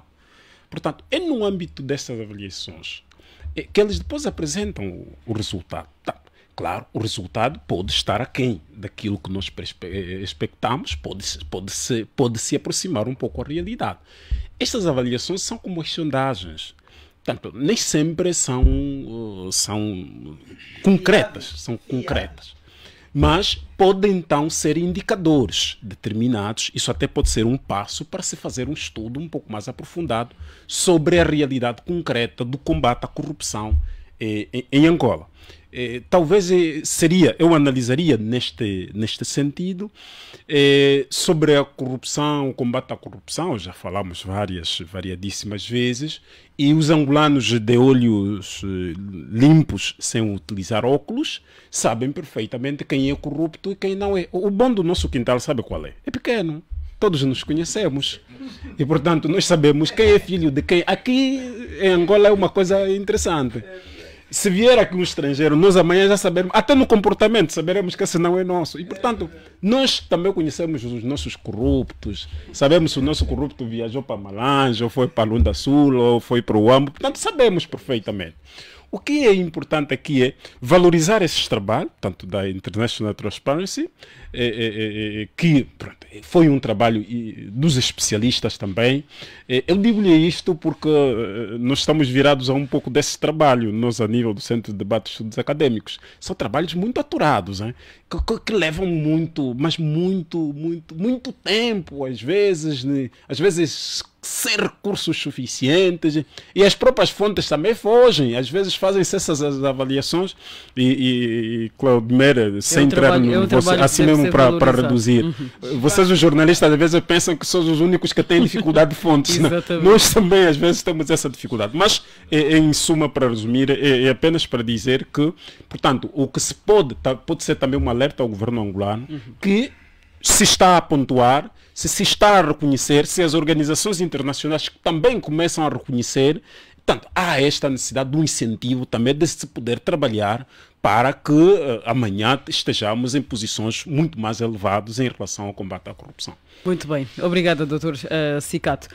14h33, avançamos para o terceiro tema, tem a ver com a construção da nova sede do Ministério das Finanças, que poderá engolir dos cofres públicos 164 milhões de dólares. O Ministério das Finanças prepara-se para gastar este ano 134,6 mil milhões de kwanzas, o que equivale a 164 milhões de dólares norte-americanos na construção da sua nova sede. O plano anual de contratação submetido pelo MinFin no portal de compras públicas está prevista a despesa e o concurso limitado por prévia qualificação, procedimento de contratação pública para que qualquer interessado possa participar como candidato. Há quem diga que a quantia é muito elevada, tendo em conta o cenário socioeconómico do país. Mas também, verdade seja dita, não estamos a falar de uma instituição qualquer, estamos a falar da sede do Ministério das Finanças. Vamos começar pelo Dr. Saluce. Dr. Saluce, esta questão é extensível aos demais. Bom, são 164 milhões de dólares. É muito dinheiro. Do ponto de vista da compreensão da ação governativa, que deve, claro, ter em conta do ponto de vista daquilo que são as decisões tomadas à luz, claro, da ciência política, há sempre a necessidade de se pautar por decisões que sejam racionais o máximo que possível. Claro, uma decisão racional é aquela que tem em vista as prioridades do Estado. O que é prioritário para um Estado? Não estou a dizer que erguer, claro, uma infraestrutura que visa garantir ou conferir maior dignidade na ação dos nossos irmãos, claro, que estão afetos ao Ministério das Finanças, não seja, claro, necessária. É efetivamente, mas é importante que a ação governativa vise sempre o prioritário. E o prioritário, claro, para nós é fome. E até onde nós sabemos, o Ministério das Finanças já tem uma sede, e até uma sede que terá levado muitos anos para a sua conclusão, que fica aí, portanto, se não estiver errado, nas imediações da Mutamba. É uma sede que levou anos a ser construída e, claro, que também já derrapou milhões e milhões de dólares do Estado angolano, e volta e meia dizem-nos que vão erguer uma nova sede, quando, claro, do ponto de vista da realidade socioeconômica e política, parece-nos prioridade serem outras coisas. Prioridade para nós é efetivamente a outras fome. Coisas como, A fome que não é relativa, é objetiva. Quando alguém está com fome, não pensa se sente fome, só diz estou com fome, sinto fome. Não vai aqui adjetivar a fome, se é ou não real. A fome é objetiva, é real, e para nós, claro, é uma prioridade como solução governativa. E, claro, eu procurei tentar compreender um pouco essa questão lendo Expansão e o Novo Jornal, mas não me pareceu muita coisa. O que eu devo dizer é que, à luz da compreensão da ação governativa, pensamos nós a ser verdade, portanto, não ter sido a melhor opção, e que existem prioridades à luz da nossa realidade econômica e social, e que devem visar efetivamente o tecido humano, visar os angolanos, o conferir, claro, aquilo que são os fins do Estado, a tradução do bem-estar como, claro, o objetivo principal da existência do Estado. O Estado deve existir para conferir e garantir condições que visam a melhoria da condição de vida do cidadão. que visa efetivamente conferir bem-estar aos cidadãos. Agora, num país com uma realidade econômica que até a agência Fitch já disse que este ano nós provavelmente vamos ter um crescimento na ordem de 0,9%, que não é muita coisa, significa que há que fazer juízos mais racionais sobre quais vão ser, do ponto de vista de políticas públicas, as ações, as atividades do Estado. E elas, no nosso entender, devem, claro, ter como alcance inicial a melhoria das condições dos angolanos, a garantia do bem-estar dos angolanos. O Ministério das Finanças já tem uma sede, tem uma estrutura e portanto, não é compreensível que se venha a gastar mais, e de certeza vai ser por via de crédito, pelo que estamos a tentar compreender, 164 milhões de dólares, quando efetivamente há problemas enormes que devem ser resolvidos para acudir, claro, os maiores dilemas que os cidadãos vivem com eles, que têm que ver necessariamente com o que vão comer, o que vão jantar, o que vão tomar para o pequeno almoço. Eu não sei se até chegam a fazer esse juízo à luz das dificuldades econômicas, se ainda pensa-se no pequeno almoço. Há famílias que efetivamente só olham já para o almoço e umas até só para o jantar. E portanto, nós não compreendemos que, à luz das políticas públicas, portanto, se faça um juízo igual que visa preterir prioridades do ponto de vista da ação governativa. Muito bem. Doutor Agostinho Cicato, será que este valor está previsto no Orçamento Geral do Estado?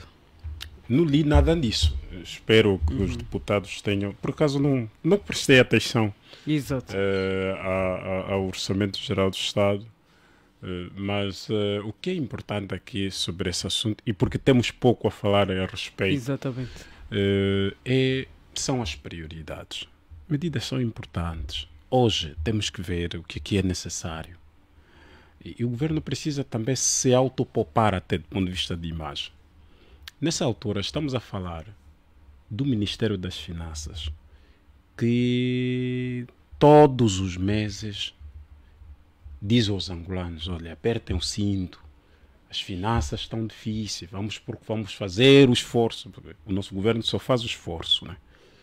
Vamos fazer o esforço para ver se conseguimos. É o mesmo Ministério que está a vir: olha, apertem os cintos, eu quero construir uma imponente estrutura para mim, e, portanto, quero ficar bem. É melhor, isto até não ajuda para a governação. A Manavera deve estar a me ouvir, e eu quero me dirigir a ela. Nessa altura, para o bem dela e do tio João. O tio João é o nosso presidente.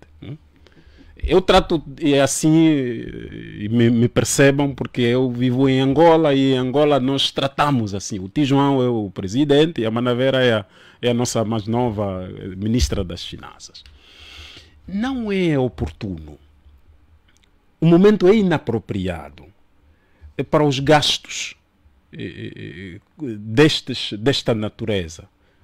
Eu entendo que a construção de um edifício do Ministério das Finanças é necessária, tanto às vezes para criar também maiores condições, trabalhos e tanto mais. Isto é útil, é importante, todos nós precisamos. Mas também façam-nos o favor de nos apresentar um relatório de quanto é que se gastou naquele edifício, naquele edifício que só tem lá vidros. Há quem nunca entrou naquele edifício, né? Até dá medo entrar naquele edifício. Estou a dizer dá medo, pergunta quem está no Caimbambo se já entrou naquele edifício. Também é angolano, contribui. E, portanto, eu até quando ouvi isto, disse: olha, eu vou mesmo levar a minha pequena empresa, vou candidatar também aquela. Para quem sabe, amanhã também vem um milionário. Isso é interessante. Mas um pouco de brincadeira. Seriamente falando, nesta altura não é prioridade. Portanto, eu acho que cada angolano, até a Manavera concordará comigo, que não é prioritário nesta altura a construção daquele edifício com o dinheiro que se quer gastar. Muito Ou bem. Pode ser prioritário, mas que sejam os privados aí a financiar. Doutor Cicato, vamos ficar com estas suas últimas palavras. Doutor Palanga, muito rapidamente, o que é que pensa sobre este assunto? Bom, o que é que eu penso sobre este assunto? Eu penso que o governo continua fiel à sua postura despesista e desordeira no que a opção de políticas públicas diz respeito. O Ministério das Finanças, por ser a sucursal, na minha forma de ver, por onde passam os bilhões do nosso povo que caem no saco azul, é das mais imorais instituições que este país tem.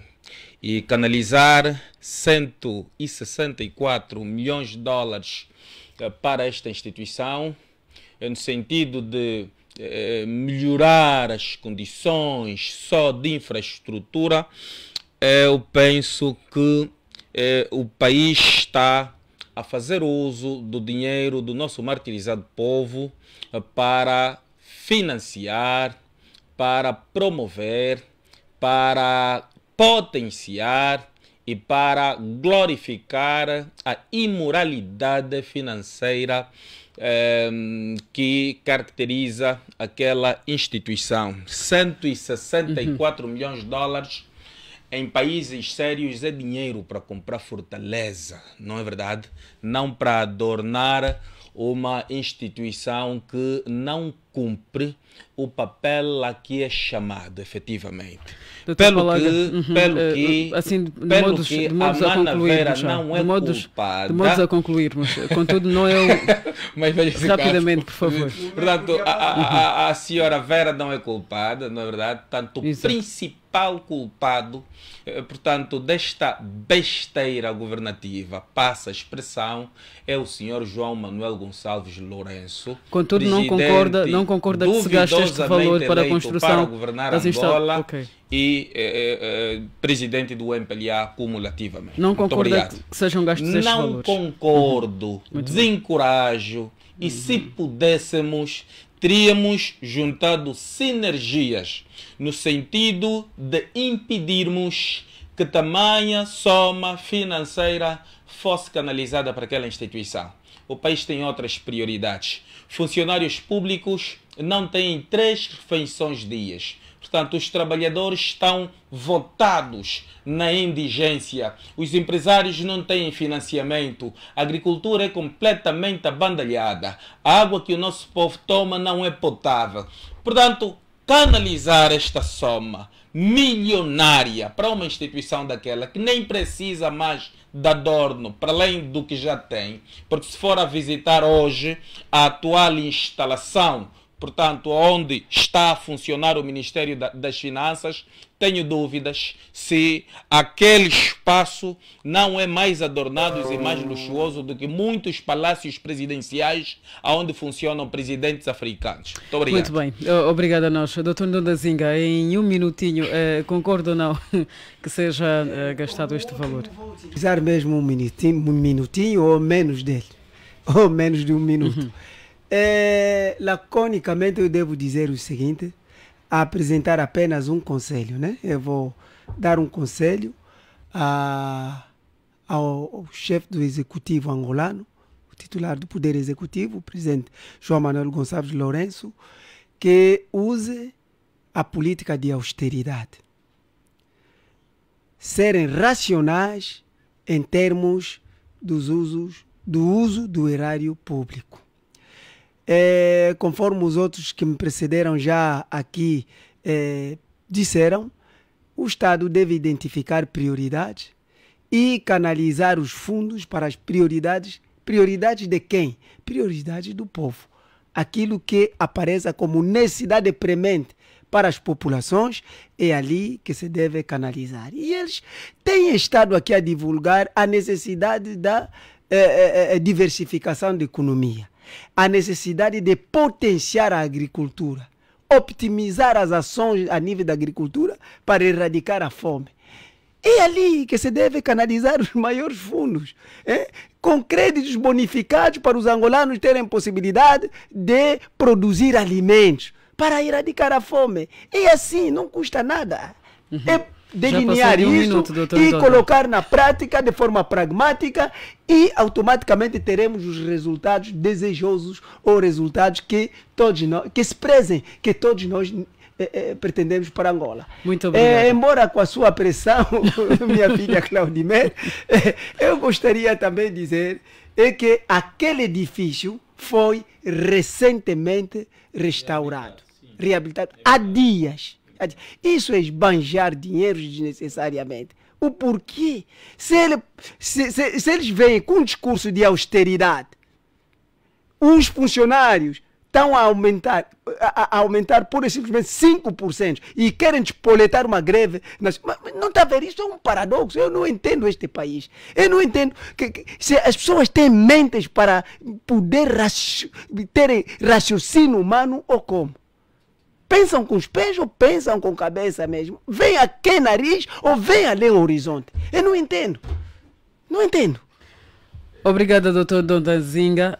Vamos passar para o último tema e pronto, vamos agora falar sobre um assunto que movimenta multidões e emociona corações. Estamos a falar de desporto. Angola caiu nos quartos de final do CAN na Costa do Marfim diante da Nigéria. Angola jogou na passada sexta-feira contra a Nigéria, partida a contar para os quartos de final. Angolanos e nigerianos já se tinham defrontado por 8 vezes com resultados equilibrados, mas desta vez a seleção angolana caiu diante das Super Águias com mais de 3 títulos continentais, com um resultado de 1-0. Apesar disso, importa referir que nunca antes, pelo menos desde 2006, Palancas Negras alcançaram este feito, passar para os oitavos de final em primeiro lugar no grupo do qual faz parte.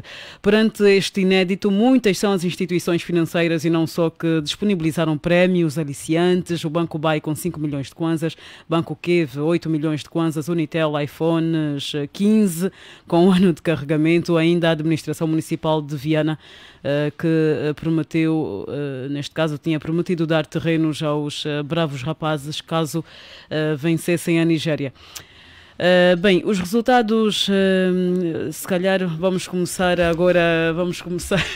pelo Dr. Cicato, está neste momento a sorrir, vamos já procurar saber porquê, mas o que eu vou perguntar tem a ver exatamente com os prémios. Quais são os fatores, Dr. Cicato, que contribuíram para a derrota da Seleção Nacional?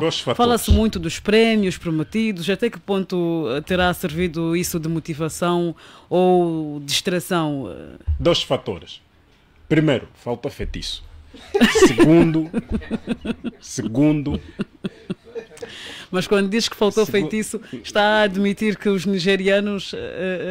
Sim, mas você vive em África. Nós às vezes andamos a ludibriar aqui as nossas metas. Mas a Nigéria é uma das melhores seleções da África. Melhor. E o feitiço também é melhor. Na Nigéria, eu vou lhe dar um exemplo. Quando o presidente Goodluck Jonathan tomou posse, a Nigéria chamou os 12 melhores feiticeiros para a entronização do presidente. E, portanto, nós os colonizados pelos portugueses, temos no feitiço como uma maldade, portanto, como um ato de obscurantismo. Portanto, o feitiço na sua essência entre os africanos não é este. É um pouco mais abrangente do que se conhece. E, portanto, os outros praticam até esse feitiço como ciência. E notamos claramente que, nesta altura, me desculpem os que acreditam nas outras, mas faltou feitiço. Um pouco de feitiço às vezes é necessário. Como eu tenho dito sempre, quando o feitiço desapareceu, até nas nossas casas, até nas nossas famílias, o respeito desapareceu nas famílias. Nada as teve a crianças ver estão com a a falar com os tática pais. ou Portanto, nada teve a ver com a qualidade dos atletas da Nigéria. Do outro lado, não, tem a ver com a capacidade. Os nigerianos jogaram, de facto. Assim como os nigerianos jogaram, como nós jogamos. Exatamente. Nós, os angolanos, jogamos no último jogo, portanto, antes da Nigéria, não sei qual. Com a Namíbia, contra a Namíbia. Com a Namíbia. Portanto, os nigerianos jogaram tal como os angolanos jogaram no jogo com a Namíbia. Talvez naquele dia tivéssemos um pouco mais de feitiço. Agora, alguma coisa foi mal. Para mim, o que derrotou Angola foi uma questão psicológica. O que é que acontece? os emocionados de Angola, esses tios aí das Unités, dos bancos e não sei lá o quê, portanto, emocionados mesmo, que até para mim esses sim devia se indiciar um processo de crime contra os indivíduos, porque a seleção estava bem. A seleção foi para o CAN com empréstimos. Então esses senhores têm esse tanto dinheiro, não deram por quê? Se calhar porque não tinham conhecimento da situação. Vivem onde? Não lhes foi reportado. Mas eles não vivem nesse país. Se calhar, pronto, sendo depois de terem vindo, depois de terem aparecido muitas ofertas. Aqui tem a FAF. E portanto, sabe digo que a PGR tinha de entrar por quê? Porque a FAF é uma instituição. Os meninos que foram jogar, enfim, fazem parte dessa instituição. Ficou até mal na fotografia. Exato. Um mais velho mesmo telefonar para um e lhe valeu aquela resposta daquele menino ali que lhe disse mesmo, quem te deu o meu número? O Gilberto, o Gibelé. Tem a falta de respeito ao miúdo mesmo. Ligar para mim a esta hora, um gajo já acabou de jogar, quer perturbar o outro por quê? Depois agora porque faltou respeito com respeito ao mais velho, não. Os meninos, e o menino mostrou claramente que aquele é o sistema de educação que eles estão a dar, é claramente aquilo. E, portanto, mais do que olhar para o rapaz como tendo faltado com respeito, era necessário olhar para quem telefonou para o indivíduo. E, portanto, a responsabilidade era para aquele indivíduo. Esses senhores falharam, fizeram Angola gerou ansiedade. Sim. Gerou ansiedade. Criou-se, prometeu-se, fez-se Angola jogar acima do dinheiro. Os jogadores jogaram assim, olhando para o dinheiro, olhando para o... Esqueceu-se o tal conceito patriótico. E, portanto, este é um. O outro lado, os que foram passear também. Até ficou mal. Isso ficou mal para o país. Os meus amigos que têm 800 mil, que era o tal valor por bilhete de passagem. O valor por bilhete de passagem. Depois vi até um vídeo onde no próprio avião estavam a anunciar já 50 euros para cada um ir gastar. Ficou muito mal. Aquele dinheiro poderia se utilizar para alugar aviões, para as claques. Portanto, ficamos mal na foto aí. Eles fizeram perder a seleção.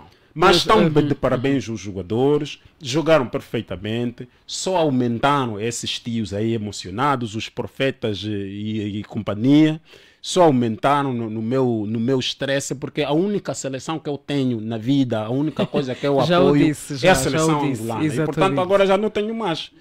Dr. Saluce, que lições podemos tirar? Estes resultados são obra do acaso ou resultaram de um trabalho muito bem feito? Não, eu penso que de forma muito prática os resultados não são nada obras do acaso. Claro, primeiro a partida é preciso ter em conta que a Nigéria é uma seleção muito mais experimentada em relação à nossa, tem um percurso histórico melhor em relação à nossa, até já foi vencedora do próprio CAN por mais do que 2 vezes, concretamente 3. Tem, claro, na sua estrutura sempre teve jogadores de alta performance ao nível dos maiores clubes da Europa, coisa que nós nunca tivemos. Portanto, eu penso que o que aconteceu é que nós não conseguimos dosear o nosso nível de expectativas. É claro que numa competição como aquela é preciso acreditar, é preciso ter esperança, mas é óbvio que nós, a partida, nos apercebemos que a seleção foi lá à sua própria sorte, sem a criação de condições mínimas possíveis para que, claro, tivessem maior rendimento, para que tivessem o melhor e, claro, fossem de cabeça erguida no campo. Mas, claro, isso não atrapalhou em nada. Daí é que nós fizemos história na medida em que fomos o primeiro do grupo. Foi a primeira vez, claro. Isso, claro, demonstrou que os nossos jogadores estavam a jogar por Angola. E é óbvio que nós se calhar teremos cometido pelo facto de elevarmos em demasia a nossa expectativa. Mas, doutor Saluce, a Argélia, Camarões, também tidas como grandes seleções africanas, caíram logo na primeira fase, então se calhar... São grandes do ponto de vista de nome, né? Se olhares para a estrutura atual, já não são as seleções que sempre foram, né? Com grandes figuras ao nível do plantel, com jogadores brilhantes ao nível dos maiores campeonatos campeonatos da Europa, já não é. Do ponto de vista, claro, histórico, são das melhores seleções, mas nós vimos neste ano que não se apresentaram na melhor performance e, claro, a consequência foi terem saído muito antes. Agora, é claro, nós próprios ouvimos do presidente da FAF, Arthur de Almeida, que, portanto, foram abandonados, não tiveram condições. Volta e meia apareceram iluminados que entenderam que deveriam ajudar, claro, no calor da emoção. Até o próprio chefe de Estado não sabia nada de Angola na fase de grupos, por exemplo. O presidente só se apercebeu que Angola estava no CAN só na fase dos oitavos. Lembro-me de ter feito aqui uma crítica. Eu fiz uma crítica pelo facto do presidente da República se ter manifestado muito, ter se pronunciado. Durante a fase de grupo, nós não vimos, não lemos nada absolutamente a respeito do presidente da República. Mas quando percebeu que afinal os miúdos, em nome de Angola, por Angola, pelos angolanos e pela fome que, graças aos angolanos, como disse o capitão Fred, que vale a pena lutar e dar uma alegria com vitórias, porque às vezes os angolanos com a vitória vão à cama entusiasmados e depois esquecem a fome, é um alívio, é interessante. E eu acredito que eles jogaram por isso. Eles jogaram por isso, estão de parabéns, com certeza. Perdemos, mas caímos de cabeça erguida. É uma vergonha. Até o presidente ontem se pronunciou que vamos trabalhar para que o próximo CAN seja de Angola. É vergonhoso. Isso aí, eu acho que até nem devia se pronunciar, porque os dados que temos é que há problemas de falta de condições, há problema de pagamento de salário em atraso, por exemplo. O treinador está, claro, nas vias de abandonar ou já terá abandonado, provavelmente. Por quê? Porque não existem condições. E o presidente, no calor das emoções, do facto de Angola ter feito história, diz que não, vamos trabalhar. Se não se trabalhou agora, vai se trabalhar para os outros. Portanto, eu acho que estivemos mal enquanto estrutura, enquanto instituição. É possível, claro, talvez, vamos ter fé, esperança, que João Lourenço, mas não sei se até lá ainda venha a ser presidente de Angola. Isso aí. Só tem 3 anos. Pronto, vamos passar já a palavra ao Dr. Ndondazinga. Dr. Ndondazinga, Ndong de Daniel, um antigo atleta profissional, exatamente, um antigo internacional angolano, disse que o futebol angolano é uma mentira e que é vergonhoso este cenário pelo qual passaram os nossos palancas negras que foram ao CAN 2023 na Costa do Marfim sem quaisquer apoios. O que eu lhe vou perguntar é, primeiro, sobre estas declarações do antigo internacional angolano, o que é que tem a dizer? Segundo, foi a primeira vez, depois de muito tempo, que se viu ou que notamos que os angolanos estavam realmente unidos a puxar pela seleção. Nunca se viu tanta gente preocupada com o bom desempenho da seleção, pelo menos neste último jogo diante da Nigéria, como vimos na sexta-feira. Verdade, concorda? Efetivamente, é isso mesmo. Começando pelas declarações de Ndong de Daniel, meu xará, devo dizer que ele exteriorizou aquilo que é a realidade. Porque Ndong conhece os meandros do futebol angolano. Por favor, em 2 minutinhos, porque já são 15 horas, já estamos além do tempo. Sim. Diga, efetivamente, ele conhece os meandros do futebol angolano, por isso ele exteriorizou isso. Dizer que eu aumento de forma superlativa o termo do Ndong, eu digo mesmo, é uma quimera. É uma quimera porque dizem uma coisa e fazem outra. Não existem condições. O Estado angolano não cria as condições para potenciar a ação desses bravos angolanos. Portanto, e voltando para a questão da unidade, a volta do desporto, efetivamente o desporto rei, o futebol, é um fator de unidade. Aliás, todos nós produzimos declarações, mensagens de felicitações, porque a rapaziada esteve bem. Foram progredindo de forma, como posso dizer, melhor, positiva.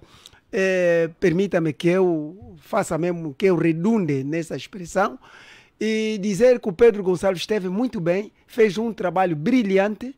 Nós não estamos, em termos graduais, a seleção a capacitar-se da melhor forma. Se tivesse havido apoios, eles iriam muito longe. E aquilo que o Dr. Cicato disse, acertadamente, houve muita ansiedade. Exatamente. Depois atrapalharam a rapaziada e deu no que deu.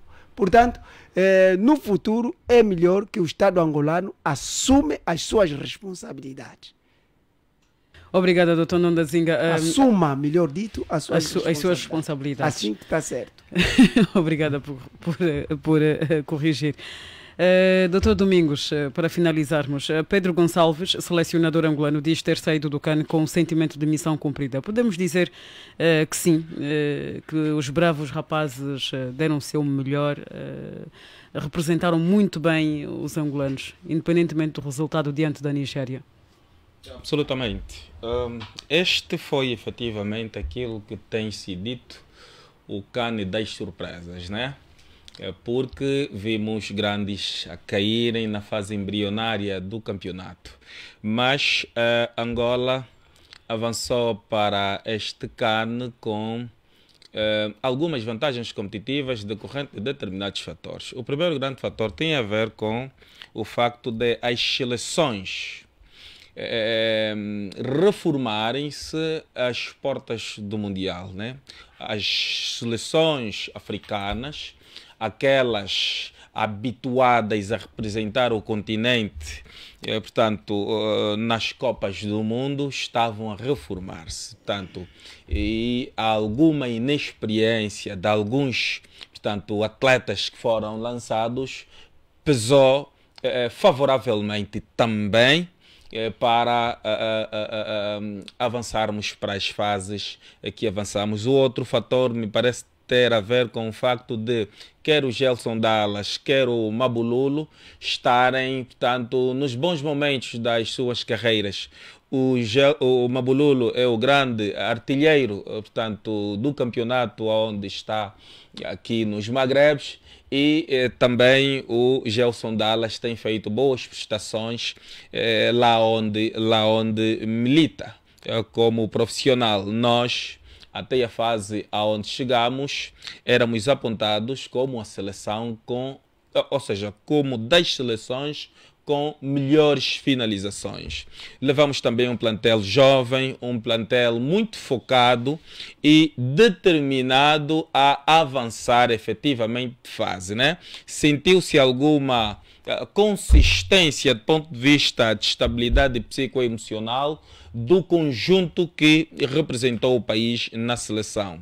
Até que determinados setores bem identificados da nossa sociedade, tal como disse o companheiro Cicato, neste quintal que é pequeno todos nos conhecemos, sabíamos que estes viriam a dado momento, portanto, deste percurso que Angola estava muito bem a fazer no CAN, e entenderam não só politizar, mas sobretudo mercantilizar o bom desempenho da seleção nacional.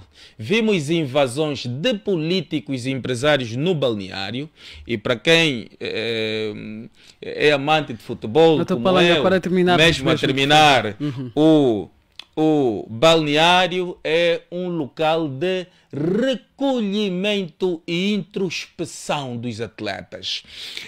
Ficou muito evidente, sobretudo no telefonema que o capitão da seleção, Fred, recebeu de um dirigente deste país, do setor bancário, ficou muito evidente que aquilo foi encenado. O Fred foi orientado a ser filmado e naquela hora receber o telefonema. Até a forma como reagiu pareceu ser instrução.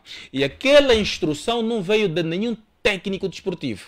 Aquela instrução veio mesmo de orientações claramente políticas. E ficou mal. A partir daí, com essas febres dos gibelismos e tudo mais, a seleção começou a verificar instabilidade psicoemocional que pesou negativamente sobre as prestações subsequentes. Até a seleção da Nigéria, para quem prestou atenção na segunda parte do jogo Angola-Nigéria, a seleção nigeriana estava efetivamente ao nosso alcance. Exatamente. Faltava um bocadinho mais. A defesa recuou. Colocar uma gigante nigeriana, exatamente, com o plantel de luxo que tem, a jogar na defensiva por cerca de 38 minutos, isto não é para qualquer seleção. Portanto, Angola conseguiu este feito, a nossa seleção está de parabéns, mas infelizmente este não é um país que olha para o desporto com os olhos de ver, e falo por experiência própria. Funciono na 7ª Comissão de Trabalho Especializada da Assembleia Nacional e conheço os números que este governo atribui ao desporto, conheço os números que se gerem, conheço os números que ficam-se por se gerir e conheço a forma como a senhora Palmira Barbosa é tratada por esta gente. É tudo e muito obrigado. Muito obrigada. Já não temos tempo para mais, senão mesmo para agradecer a todos, ao Dr. Ndonda Zinga, ao Dr. Domingos Palanga, também ao Dr. Cicato, igualmente ao Dr. Gilson Saluce pela presença aqui no nosso espaço. Esperamos tê-los no próximo domingo para mais uma prova dos factos. Muito obrigada. Da nossa parte também em tudo, trabalhou para si neste domingo, 4 de fevereiro de 2024. Na sonorização, o Celestino Chivela, técnica de Edgar Elias, coordenação geral de Horácio dos Reis, apresentação de Claudimer da Costa. Muito obrigada pelo carinho da audiência, continuação de uma ótima tarde em nossa companhia e até à próxima prova dos factos aqui na 91.0 Rádio Despertar. Prova dos factos. Prova dos factos. Prova dos factos. Prova dos factos. A verdade só chega quando se faz a prova dos factos. E faz-se agora, todos os domingos, na Despertar.